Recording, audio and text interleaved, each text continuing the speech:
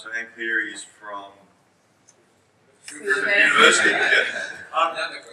Exactly. One of the co-authors of a recent document released by the World Health Organisation on the importance of green space. And Anne's here to really wrap it up. We need to plant smaller trees, we need to plant or design better footings, whatever. We need to do a lot of things, but this is the importance of why we need the vegetation. How we get that better vegetation in is a discussion for us, with this Anne's here to tell us why we need it and how it's going to make us a better city or place in the future. And there it is. Thank you very much, Dane, and thank you all for hanging around until the lucky last presentation. It's been a real privilege to be part of today. I've learned so much of the wealth of knowledge that's being presented. I don't come from the kind of technical background, so hearing all about soil and nuisance claims and a whole range of different topics has really been very informative for me. But someone's eager to get out of here quick. So, as Shane explained, I'm coming from a little bit of a different perspective from the School of Medicine. And while it might seem kind of strange to have this type of presentation at a format today, hopefully by the end it will be crystal clear why we need to think about health perspective, all the work that you guys do on a daily basis. So just to kind of clarify up front what I mean about health, well, I adopt the World Health Organization's definition of health, which is health is a complete complete physical, mental, and social well-being. And importantly, it is not merely the absence of disease or infirmity. So not sick does not equal healthy. So we're adopting this kind of holistic model of health. We also need to understand that it's an integrated model. So where physical health is affected, this is likely to affect our mental health and social health, etc. So having this kind of holistic, integrated view of our health, let's have a look at how our health is trending both nationally and globally. So we look at our physical health in Australia, we see that 2 out of 3 of us are considered to be overweight or obese. When we look at how this affects the global trend, we see it's equally worrying, and we see that rates of obesity have more than doubled in the last 20 years or so. Now looking at our mental health, unfortunately doesn't tell a much better story. We see that in Australia today, 1 in 2 of us is expected to experience a mental ill health over the course of a lifetime. This comes from a nationwide wellbeing survey of Australian adults that's carried out by Australian Bureau of Statistics. Sadly, this again reflects the global trend where the World Health Organization predicts that depression will be the #1 contribution to burden of disease. Already, every continent on Earth has mental ill health ranked within the top 3 burdens of illness. So these are quite concerning trends and really show the shift towards these chronic diseases, more lifestyle-term diseases as they are commonly known. When we look at how these, I suppose, the context in which these health trends are occurring, we see that they tend to be mostly in an urban environment. So again, looking at Australia, we are already quite an urban population, with 2/3 of us already living in urban areas. Again, mirroring the global trend where by 2050, 70% of Earth's residents are predicted to be living in urban areas. This is the global trend. When we look at just developed countries such as Australia, this is predicted to be 90% or more. So as a species, we really have become an urban species. When we look at how this affects our lifestyle, then I know there will be exceptions to this rule, probably speaking to a lot of you guys who outdoor work, but for me, this is quite a sad and accurate reflection of how my Monday to Friday goes.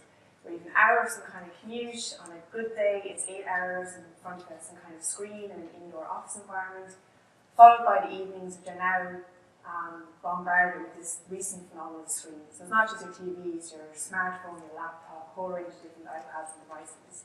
And this seems quite conservative, and it can easily creep up when you have a screen in the bedroom.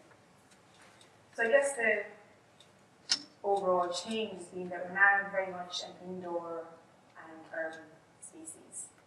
I'm not saying that's either a good or a bad thing, but when you compare it to how we as a species have lived throughout the course of our history, there's no denying that this recent trend in urbanization is quite a radical change. I think this is summed up best by this quote which comes from Harold Frumkin, who is a key author in this research field, is that if the last 2 million years of our species' history were scaled to a single human lifetime of 70 years, then the first humans were not begun settling into villages until 8 months after the 69th birthday. So when you think about the history of our species, this is such a recent and radical change to how we live.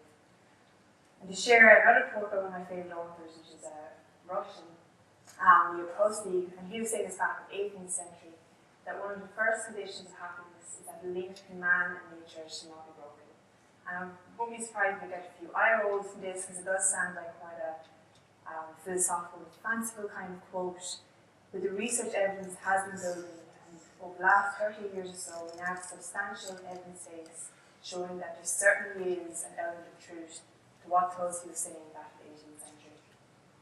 So I'll talk about, I'll probably use interchangeable terms throughout this presentation, talking about green space, urban nature, green infrastructure, street trees, etc. But a lot of the evidence is building, showing that presence of nature in our living environment, particularly in urban areas, is associated with a range of positive health outcomes, such as better self-reported health, reduced cardiovascular and respiratory disease, reduced obesity, and reduced stress. And just to give a kind of specific example around street trees, I shared this study from Toronto in Canada, where they mapped the street trees right across the city and looked at it based on city blocks. And they found that an extra 10 trees per city block improved health perceptions in ways comparable to an increase in annual personal income of $10,000. So they looked at all the other confounding factors that determine people's health, such as their income, smoking status, etc. So this is really kind of grabs our attention. There's something important happening between greenery and where we live and our health and well-being. As the research field develops and we get a bit more sophisticated in our methods, we're starting to identify the pathways through which green space delivers these health and well-being benefits. And these pathways have been hinted at in previous presentations. For example, we have the shading effect of street trees, which reduce that urban heat island effect. This is going to be getting only more and more attention as the effects of climate change take hold.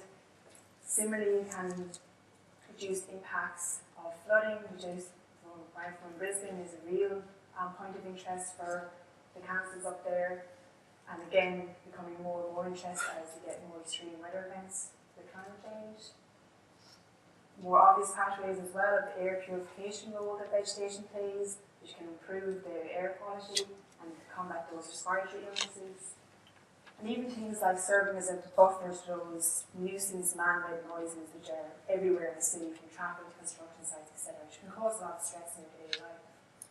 I'll give a specific example of street trees relevant to this improved air quality pathway. Using an example from New York, where looking at air quality specifically looked at the prevalence of asthma among children. They found that 343 extra trees per kilometre squared was associated with 24% lower prevalence of asthma, which is pretty substantial. Now I have to just say, kind of build the context around this, these positive health results are coming, for example, where nature is done well. So you find other findings in the literature that contradict these results.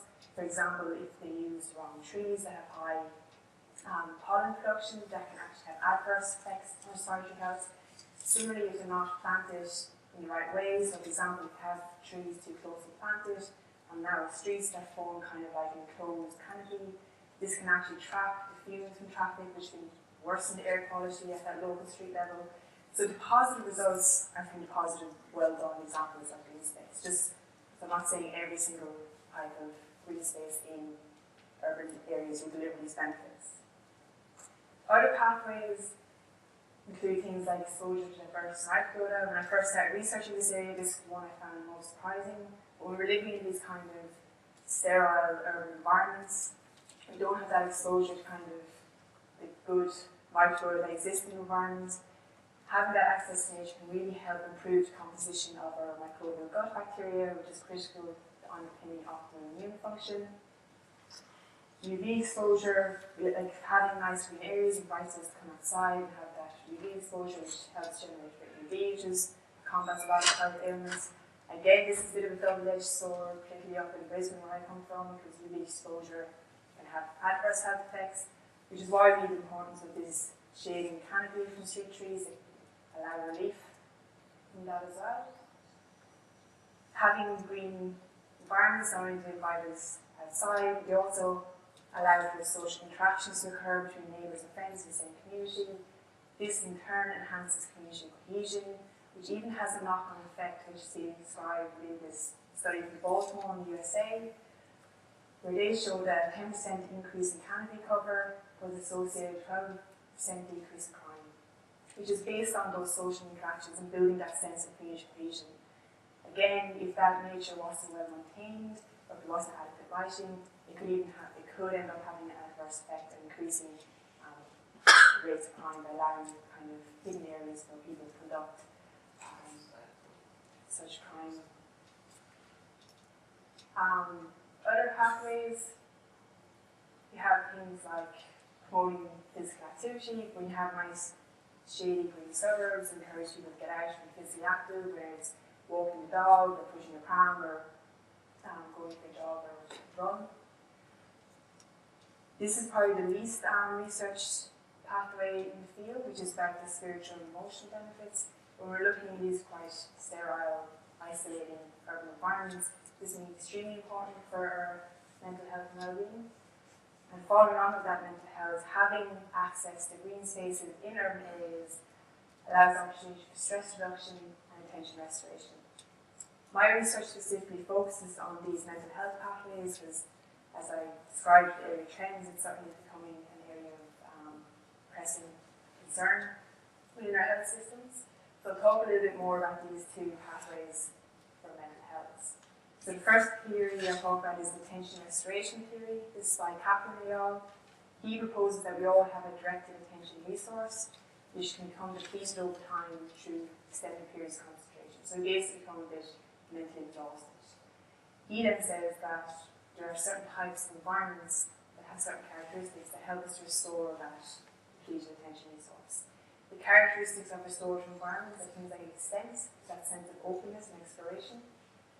Fascination, so think about the rhythms, sound, and patterns that can kind of effortlessly captivate us and allow that direct attention resource to restore. Being away, so having a break from the mentally exhausting environments. And then compatibility, so how well you resonate with that environment, how comfortable you feel in it. And if you think of your own experience you've had in nature, for example, looking at any kind of blue environment or being a shoreline or watching the waves roll in, you can definitely appreciate how well natural environments lend themselves to satisfying these four criteria of a restorative environment. The other theory talks about how natural environments benefit our mental health, the stress recovery theory.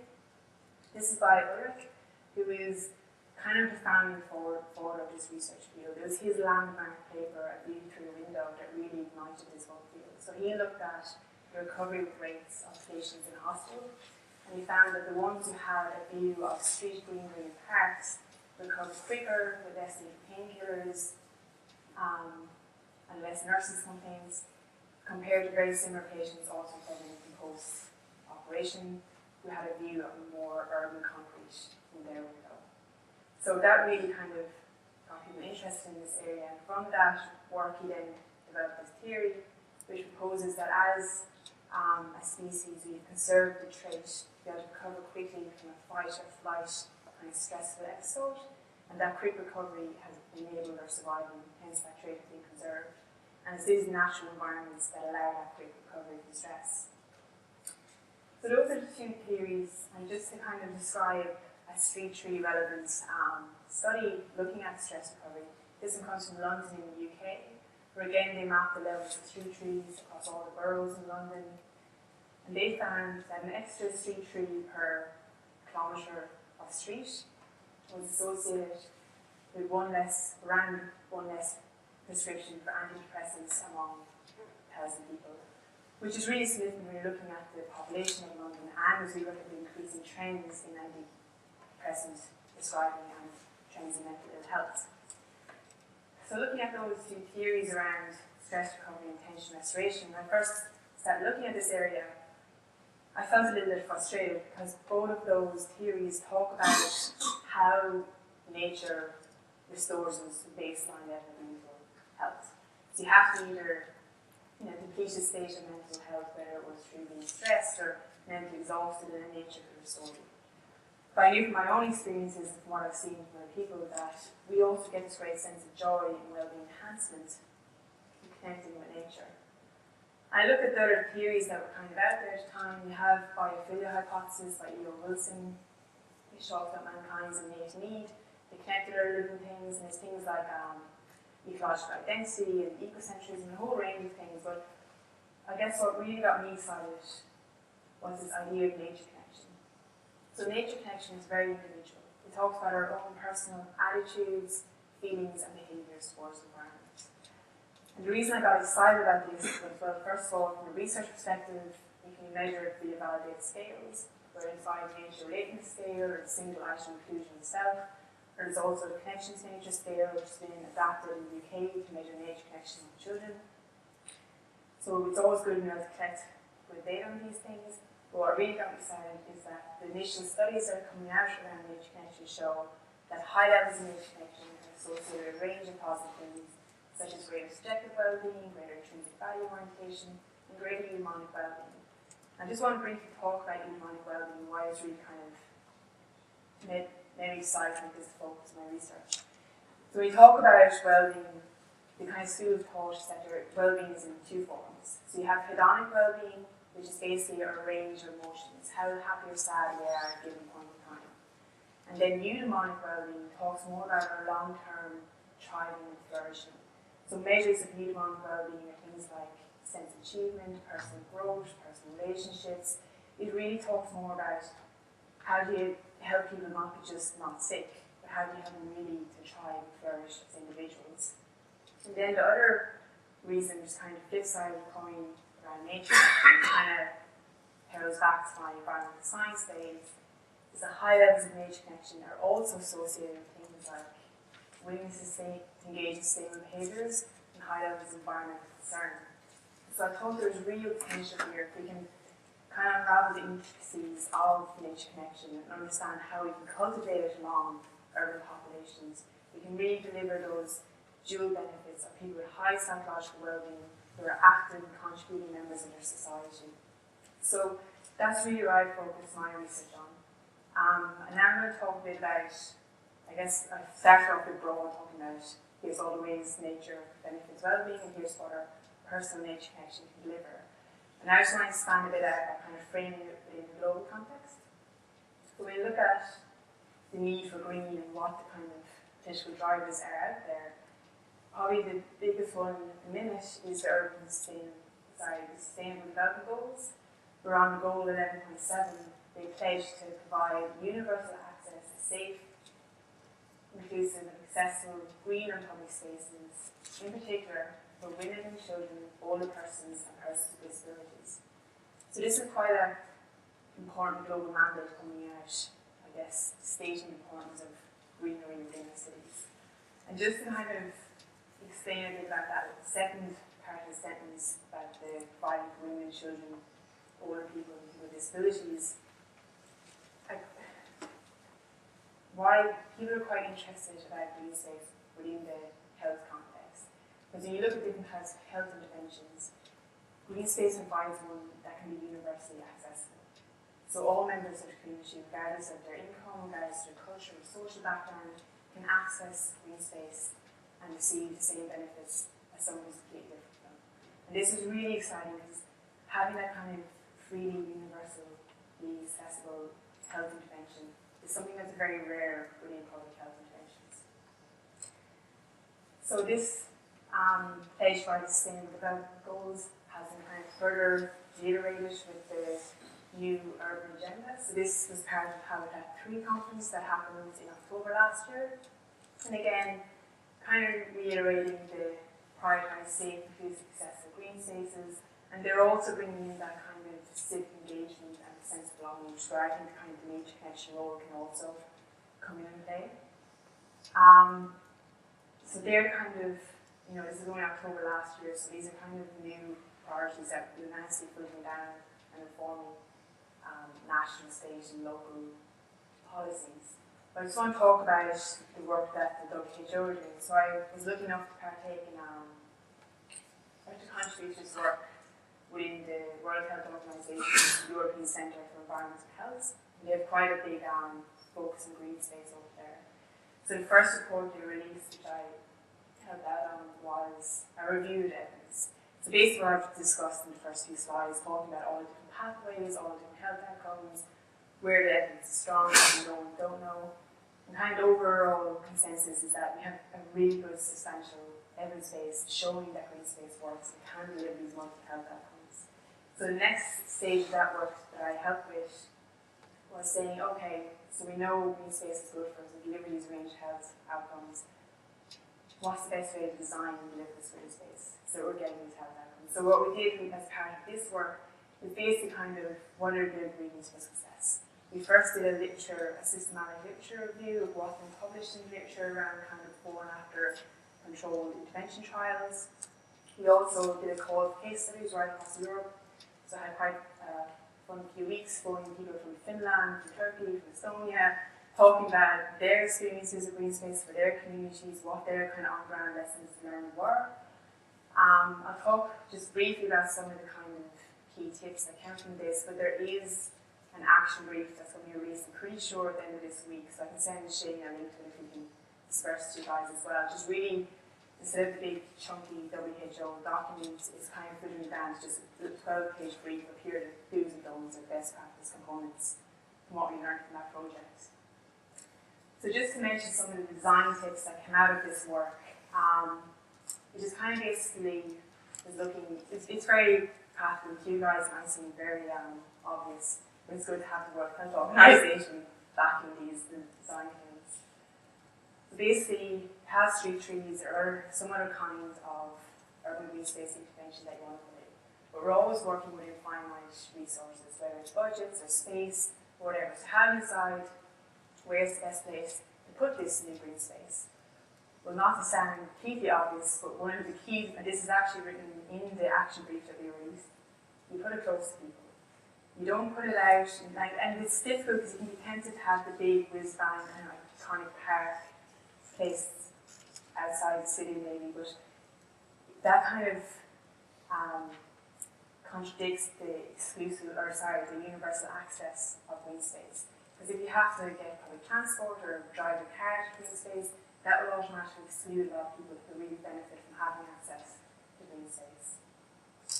The other one, I love that we had Beck from Melbourne City talking about the diversity. She really covered off on the importance of diversity of species, having a range of trees that can survive in a range of different scenarios.